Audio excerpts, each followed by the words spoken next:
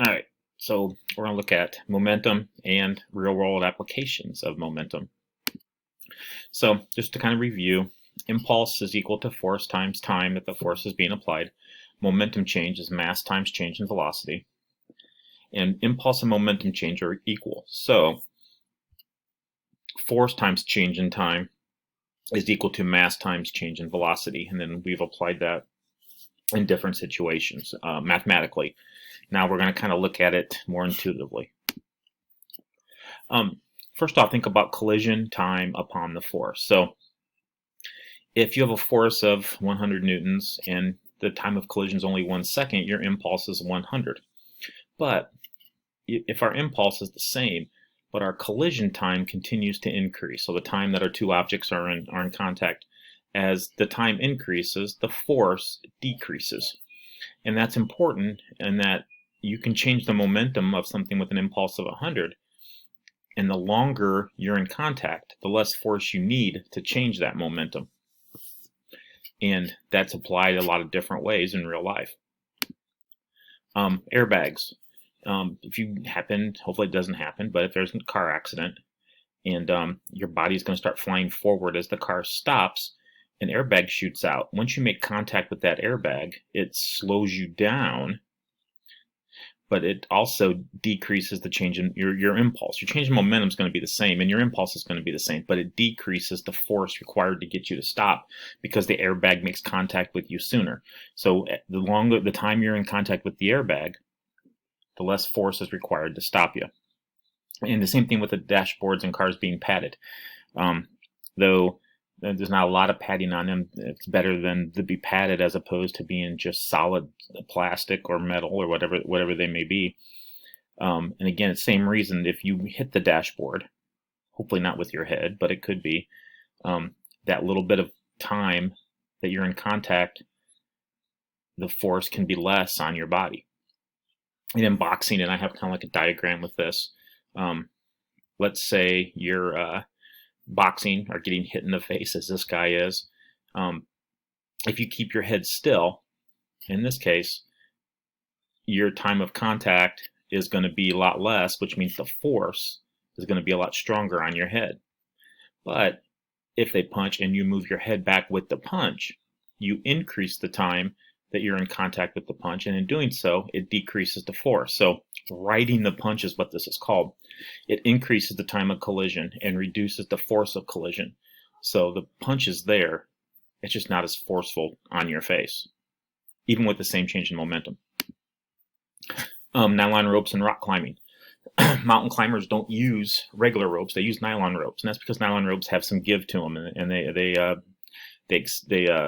almost elastic, if you will. But if you're on a nylon rope and then you slip off and you're holding on to the rope doesn't instantly just stop, which will cause quite a force on you as you're falling and could really hurt you. It's like you're having a bungee cord as opposed to a rope if you're jumping off the building, right? If you're trying to bungee off of a building. So the ability of the cord to kind of keep you longer in motion gives you more time to help that force of stopping to change in your momentum to stop, and that longer time means less force on your body when you do stop. So it decreases the stopping force if we use nylon ropes. Racket and ball sports. If you're a baseball player or you're a golfer or you're a tennis player, softball player, any of those, you're always taught to follow through when you swing. And what that means is you want to swing and keep swinging even after you hit the object. You don't want to stop. And the purpose of that is that when the ball's coming at you, you're trying to change the ball's momentum in baseball and softball and tennis, not necessarily in golf because it's standing still. But the same thing applies, is that the more you're in contact with the ball, the less force is required to change its momentum. So it's a lot harder to swing and stop. More force is being used by the baseball player as opposed to swinging through the ball, which if the ball's in contact longer with the bat, less force is required to get it to change its momentum. So to get that change in momentum, you really want to follow through on your swings.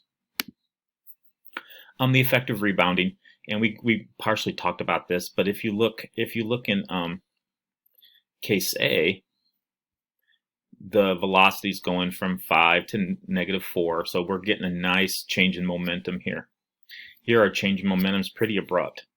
We're going from 5 to 0. So the velocity change in A is 9, in B it's 5. Rebounding is where you have a large velocity and momentum change. Okay, and we talked about those being elastic collisions earlier. And last thing, crumple zones on cars are made to reduce the effective force. Think about if you are in a car and it gets into a wreck. We keep talking about car wrecks, but this is probably the best example of using momentum and impulse. If the car hits a tree, the car doesn't just instantly stop when it hits the tree. The car will crumple in. The front of the car will kind of push in, and when that happens, again, that reduces the force on you inside the car. So the crumple zones are there to reduce the effective force by increasing the amount of time you're in contact with the collision. So really, if we go back to what we talked about, the whole purpose of impulse is to increase the time we're in contact with the collision so that the force on us or on other objects is decreased.